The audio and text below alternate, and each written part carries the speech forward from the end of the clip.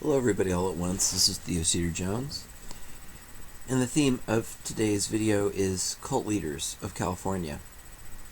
And this is a continuation of my series, You Sleeping Fans of Rock, because recent evidence that has come to light about how the so-called Manson family and Charles Manson may have had direct involvement with the CIA, possibly through Terry Melcher or others,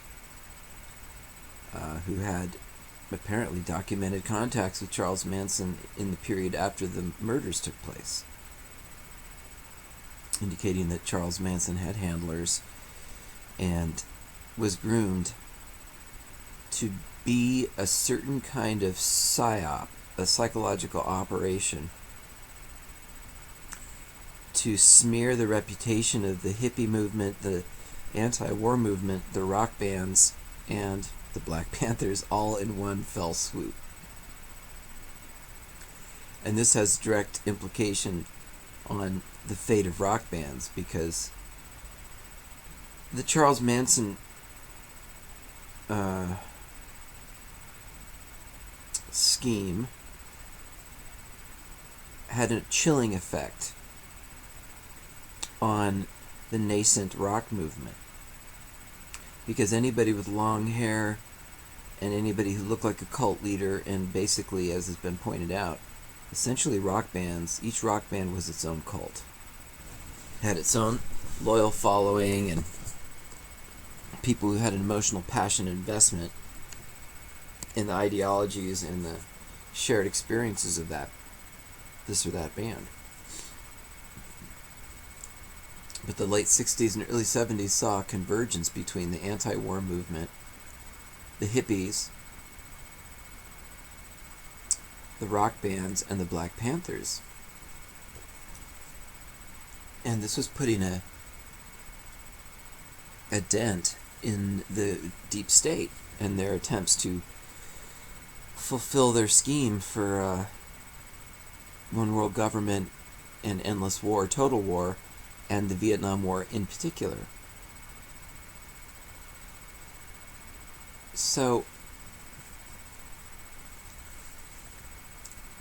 if you Google search California cult leader, you'll get a sense of how the deep state and the mainstream media have profoundly mind-controlled us to think that hippies equal psychopathic cult murderers like the Mansons, that rock bands also equal Charles Manson and the hippies, and that generalized threat that was created in the public consciousness through the psyop of the Manson murders, orchestrated potentially by the CIA. And that other evidence suggests that Tavistock and the CIA and MI6 were involved in Laurel Canyon and infiltrating the rock movement, because, as I've said in my other videos, the rock movement was showing the signs of having the power to replace religion, or the phony fascistic religions of the deep state and the New World Order and the bloodline secret societies. If you do a Google search of California cult leader, you'll see just an overwhelming barrage of search results about Charles Manson, and a few about Marshall Applewhite and the Heaven's Gate mass suicide, and a ton of results about Jim Jones and that mass suicide. So what it seems like Google in the mainstream media is doing is creating an association in the public consciousness that any kind of cult, or anything that looks like a cult, anything that appears like a cult,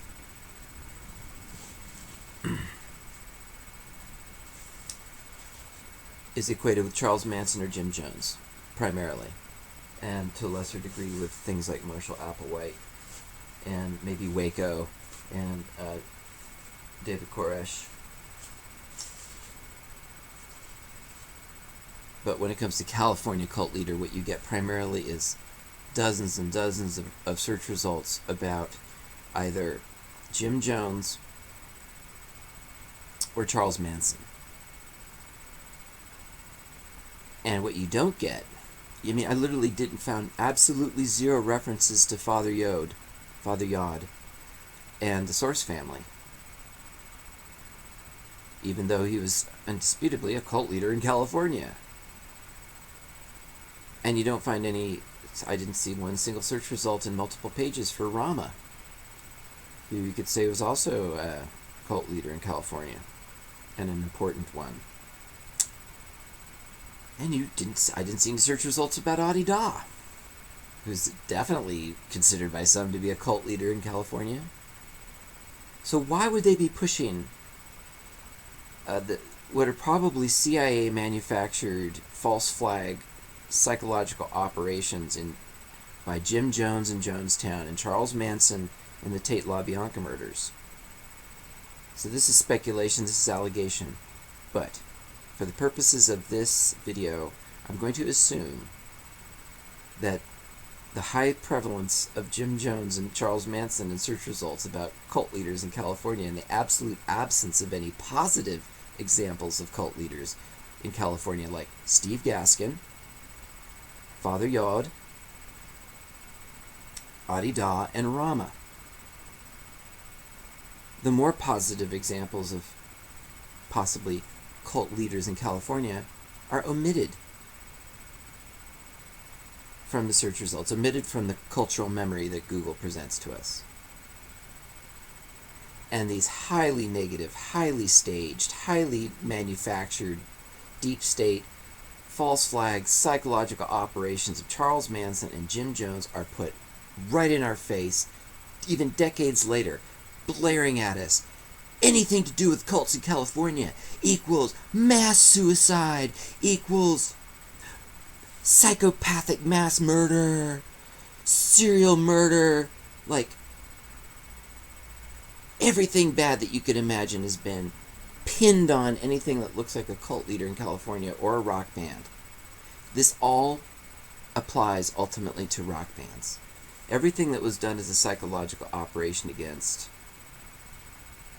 the hippie movement was also directed against the rock bands, or any rock bands that assumed to step off the plantation and talk about ending the Vietnam War, or questioning a culture of materialism, or opening your hearts to God or goddess or the divine, or ecstasy or happiness or joy.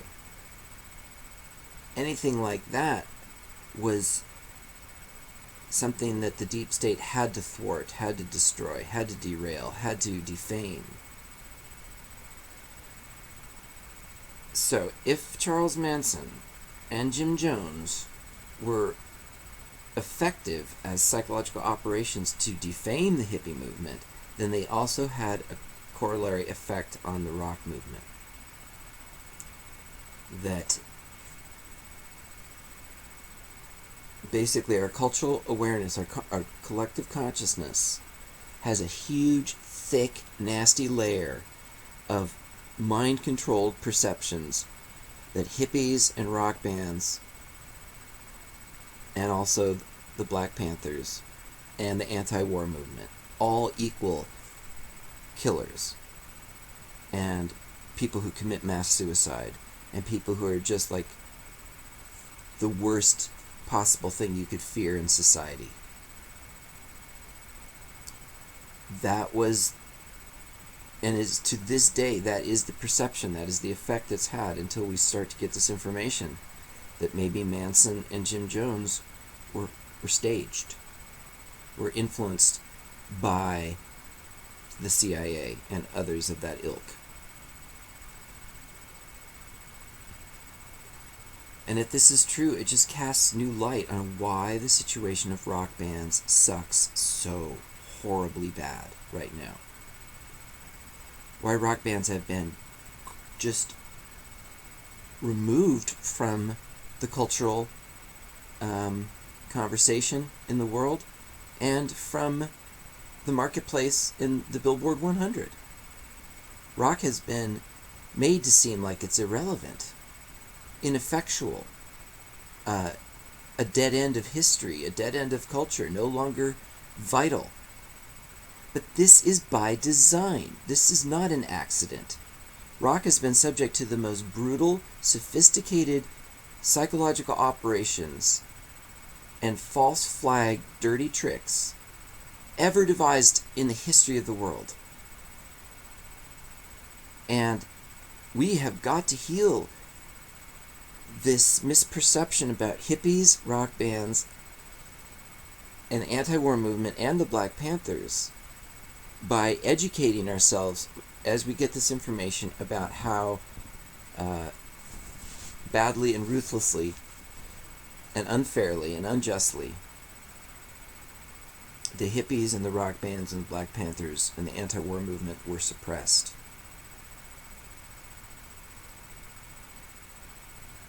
We have to heal all this bullshit about being brainwashed and blackmailed and mind-controlled and tortured by the evil,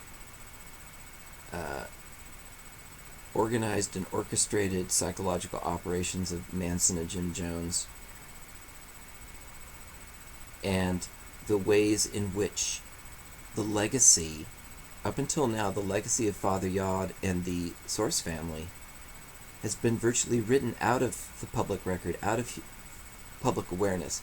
It's not used as a talking point to balance out the negative propaganda against cults and new religious movements that has been so prevalent and powerful, because Father Yod was onto something. He dared to bring an integration of sexual pleasure with a strongly self-disciplined spiritual and religious life, with the worship of a God-man, through the medium and expressed through the means of rock and roll. Father Yod was bringing together cooperative community, an integration of human sexuality, rock music, and worship of the God-man. And that's all the things I'm into. My whole life is dedicated to worship of Adi-Da as a God-man, love and devotion to Adi-Da as the guru, and rock and roll as the greatest artistic and human endeavor that exists in this world, and as the most effective and direct medium for me to express my message about prior unity and the Global Cooperative Forum and ego transcendence and enlightenment and personal testimony about what it's like to live as a devotee of Adi-Da. All that goes into my lyrics, and I expect rock to succeed for me, such that it could be the means and method whereby my message is broadcast and expanded, magnified, and amplified to millions or billions of people. Just like Father Yod expected rock and roll to bring his message to future generations through the recordings and music that they made. But Father Yod's family was driven out of Hawaii by the locals, who were intolerant of these clean and fresh looking hippies because they feared Charles Manson, because the Manson murders had affected their thinking, had cast doubt and concern and fear into their hearts every time they saw a long-haired hippie or a rock band. Same thing, long-haired hippies and rock bands. And so Father Yod and the Source family eventually had their desire to have a peaceful place of their own and land to live on, to live in harmony together, frustrated and spoiled and ruined by the prejudice caused by the Manson murders. But I'm following in the footsteps of Father Yod. I do believe that a lifestyle that integrates a mature, integrated sexual awareness and practice with religious and spiritual life practiced at a deep level, with devotion to a guru, God man, or God woman, and rock and roll. All those things go together for me, and all those things are what I aspire to. And I have to, like everybody else, claw my way through the thick layers of accumulated mind control and deception and trauma. The trauma caused by the Tate LaBianca murders, the trauma caused by the mass suicide at Jonestown, and all the trauma of the riot police coming in a phalanx down Sunset Boulevard to crush and destroy the rock band movement, the hippie movement, the free love movement that was happening on Sunset Boulevard in the 60s. And there's many, many, many, many, many more examples of evil suppression and dirty tricks, mind control, and psychological operations against the hippie movement, the anti-war movement, the rock bands, and the Black Panthers. But we've got to overcome all of that trauma. We've got to heal from all of this dirty tricks and mind control and re-embrace the positive aspects of the hippie movement and the positive aspects of the rock movement and the free love and sex positivity movements, if you like, and the anti-war movements and the back to the land self-sustainability movements, and the community development models of the Black Panthers. All these things need to be rehabilitated, re-embraced, their reputations need to be restored, so that we can save rock and roll, for one thing. Rock and roll's been the object of a horrible campaign of destruction. As deliberate, premeditated, orchestrated, well-financed by a thousands-year-old cabal that has no sympathy for humans and their aspirations towards rock music, cooperative community, a liberated human sexual understanding and disposition. No. They want to harvest us and destroy our potentiality and enslave us. But Father Yod and the Source family and Adi Da and other supposed cult leaders of California, some of them were good. Some of them had a lot of good about them that needs and deserves to be re-embraced, reconsidered. And this all, finally, for the sake of rock bands and rock and roll, because the current catastrophic, depressed state of rock music, both artistically and financially and commercially, is all, as I said, by design. It's part of a social engineering project by the deep state to destroy the grand flower of rock before it can become the fully passionate, informed, liberatory, social force that it was really meant to be. So God bless rock and roll. God bless Father Yod and the Source family. God bless the rock bands.